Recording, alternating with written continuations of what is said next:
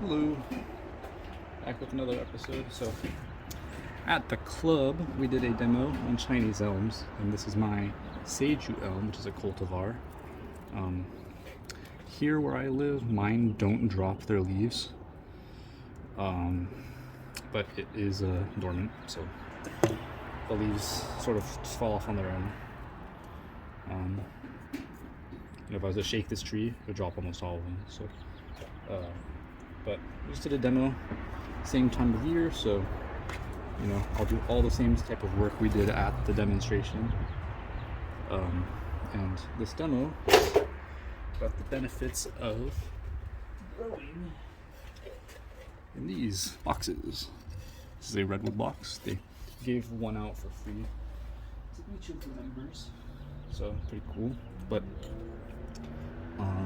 yeah, so in one of my first videos I did some structural work on this elm.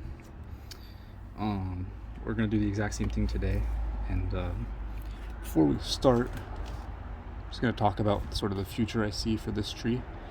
So I like double trunks, and I think this branch down here would make a nice double trunk if I let it grow a little longer. So this one we will not touch today. We will get rid of these two for now. I mean, the stuff will pop up all over the place on these Seiju elms, especially. Come spring, I mean, they literally, you can't control how many buds pop up, even on the trunk down here. You'd have to worry about dieback with these, but I mean, I've already had a little bit of dieback, this one. So, but this tree has a little bit of inverse taper right here. Letting this branch grow out, it'll be the second trunk, and it'll also help to sort of fix the inverse taper at the same time.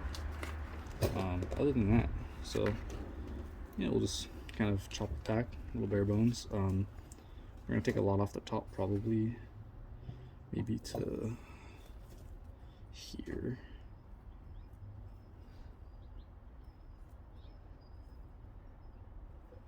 Here. Oh. Let's just get started and see how it goes. So for starters, we will chop back, and if you want to minimize the sort of back budding that you get chopping a branch, if I cut it to a stub like this,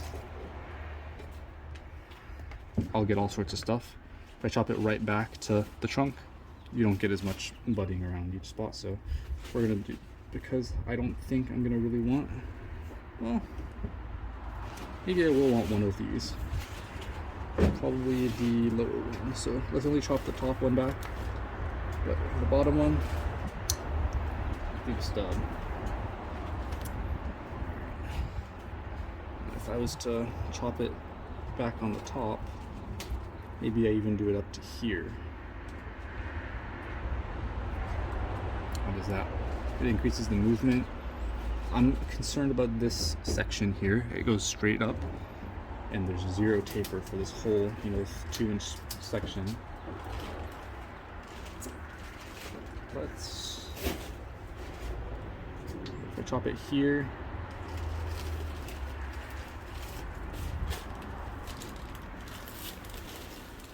I get a lot better movement as well doing it like this. Let's do it.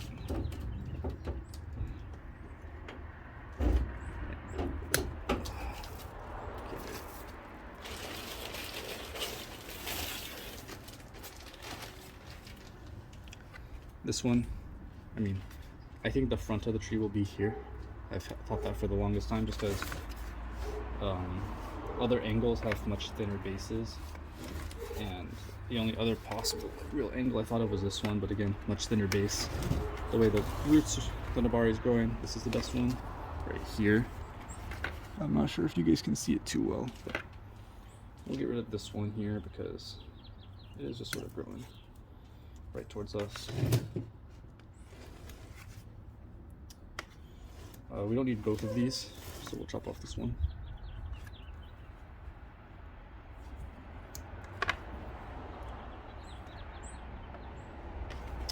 Of course, I'll do my best to make cuttings out of all of this.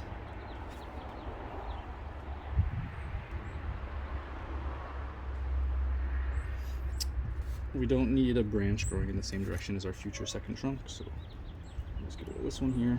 Needs flush cut.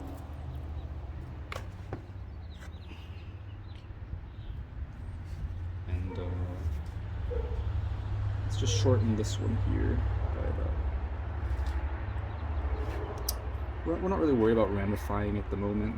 You can ramify these elms super easily, so we'll just chop it off just so it's a little shorter. And you know, I think that's it. Not the longest job because it's such young material.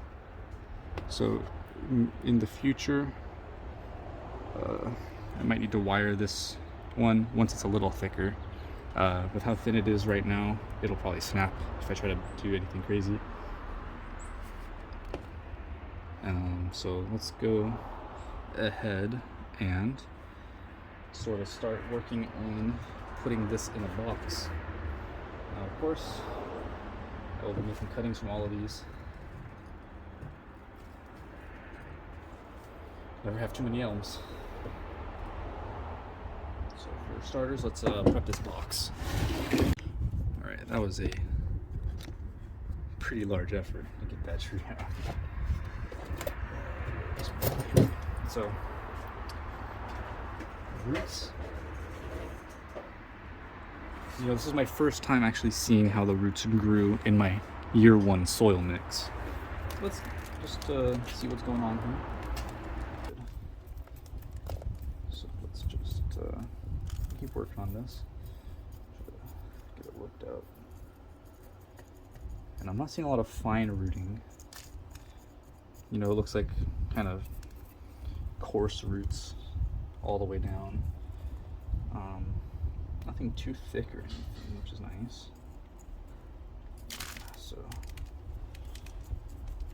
once I work this out, I'll be good to get it to the thickness of the box for sure. Oh, jeez.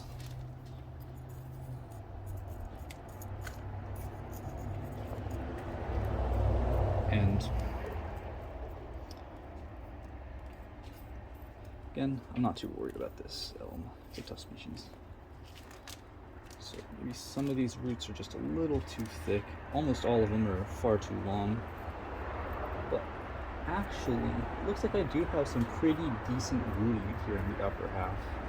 So let's grab the scissors and just give a little bit of a profile cut down here. Alrighty. So I've actually turned this over because as I was emptying the existing soil off, it was a little annoying. Alright. And I also think, yeah, this isn't too bad. So maybe not the worst soil mix in the world, huh? And we're not going to bare root today. We are just going to work down the profile a little bit. Now the tree they did the demo on at the show, it had a taproot about yay thick all the way down to the bottom of their 10-gallon nursery pot. They had to bust out the saw. Because this is a much younger plant, that is not something that I have to worry about. But one thing they did say was you want to get the bottom of your root ball as flat as possible. The flatter you get it, the chance for any potential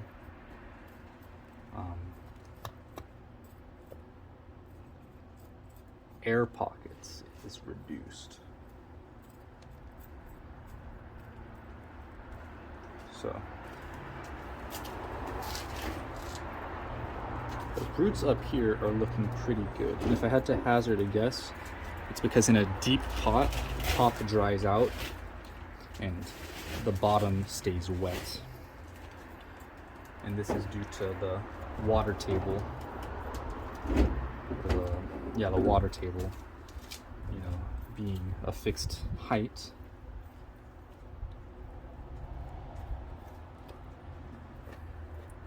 Pretty good here, so let's do some additional sort of root pruning. Okay. Now, if you're wondering about my workstation here, yes, I'm doing all of my work on a bin lid. I don't think I'm going to do much more than this in terms of soil removal.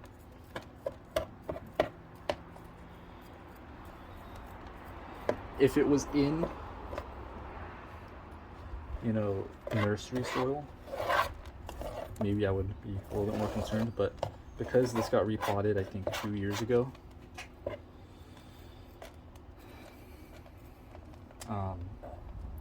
and I bare rooted it that time when it was much smaller, you know, I'm not concerned.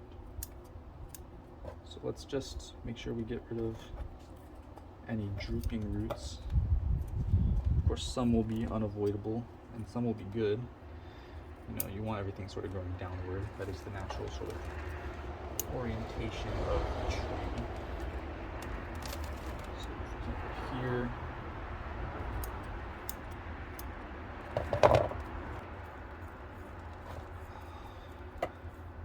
Let's get it in a shallower container first. You know, let's reduce the root mass, and then we can start worrying about.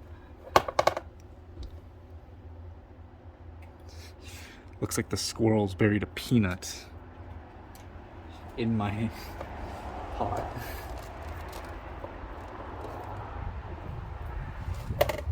Little rascals. So let's do a little test fit in this box. And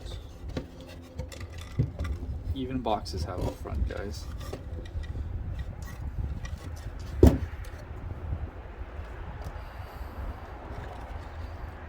And that is looking pretty good to me.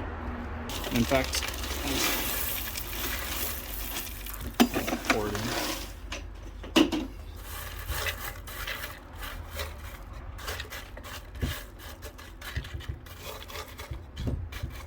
So we got sort of granite, pumice, there's some pine bark in here, but nothing too extravagant. And then we will put in a little bit of our normal mix. So this, fill in the soil. Let's do a little test fit. Perfect. So because of my mistake, I shall probably have to kind of settle with 2 tie-in wires, which not the end of the world. A couple of these roots are a little long.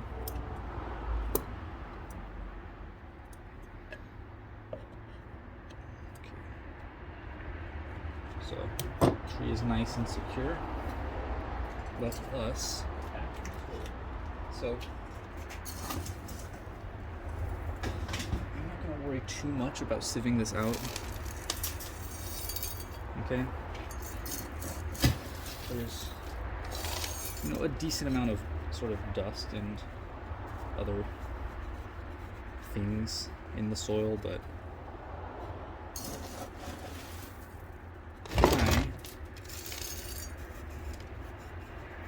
I'm not that bothered in the slightest. So there's a section over here that was a little bit hollow on the bottom, so we're just gonna make sure we use our fingers to get soil really nice and pushed in underneath there. And then when we chopstick it in, it'll fill up a lot more. But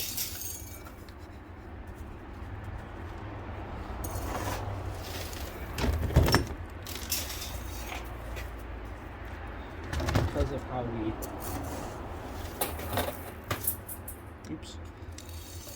because of how we flatten the root ball first, we're not going to have any issues with sort of pockets underneath sort of getting in our way. So I'll fill it. We will chopstick this in, and then we will be done. And the tree will stay in this box for, I don't know, 2 years.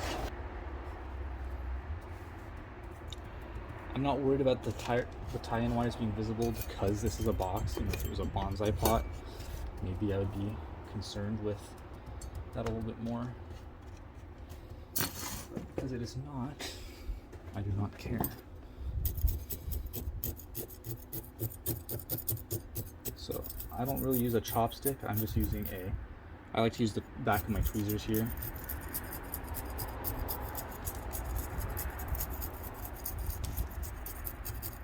I'll just chopstick this in and I will come back when I am done.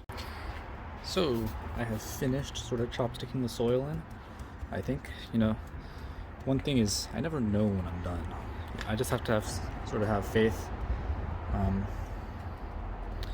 But I'm pretty happy with the box, you know. I think this will go really well. We'll see all sorts of stuff popping up in spring. It'll be great. Thanks for watching. Goodbye.